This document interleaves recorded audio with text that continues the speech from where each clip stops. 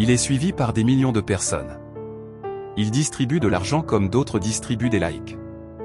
Il est devenu une légende vivante, un phénomène unique dans l'histoire de Snapchat. Et pourtant, personne ne sait vraiment qui il est.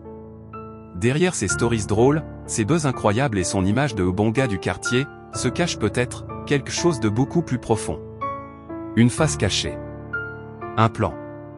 Un personnage bien plus complexe que ce qu'il veut nous faire croire. Et si tout ce que vous pensiez savoir sur Nasdaq était faux? Aujourd'hui, j'ai mené une enquête. Une vraie. Et ce que j'ai découvert est troublant. Tout commence par une simple observation, les stories de Nasdaq ne sont jamais comme les autres. Il ne vend pas de produits, il ne fait pas la promo de marques classiques. Non. Lui, il donne. De l'argent. Des voitures. Des vêtements. Des repas. Et toujours avec le sourire. Un Robin des Bois moderne, ou un calculateur hors pair? Mais en creusant, un détail revient souvent, certaines stories disparaissent. Des vidéos entières, parfois dérangeantes, parfois révélatrices, s'effacent mystérieusement. Des abonnés alertent, relaient, puis le silence. Pourquoi? Qui contrôle vraiment son contenu? Et pourquoi des choses sont-elles effacées alors qu'elles faisaient le buzz? Mais ce n'est pas tout. En analysant ces gestes, ces mots, ces phrases répétées, quelque chose cloche. Des regards fuyants, des références étranges, des codes que seuls les vrais le comprennent.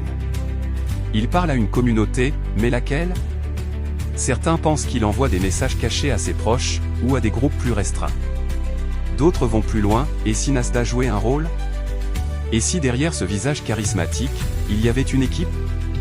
Une organisation? Voire un projet social beaucoup plus vaste? Regardez aussi ses relations.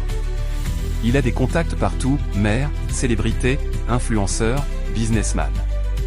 Comment ce gars du quartier a-t-il pu monter un réseau aussi puissant, aussi vite? Qui l'a aidé? Pourquoi tout le monde veut apparaître dans ses stories? Ce n'est pas juste de la chance.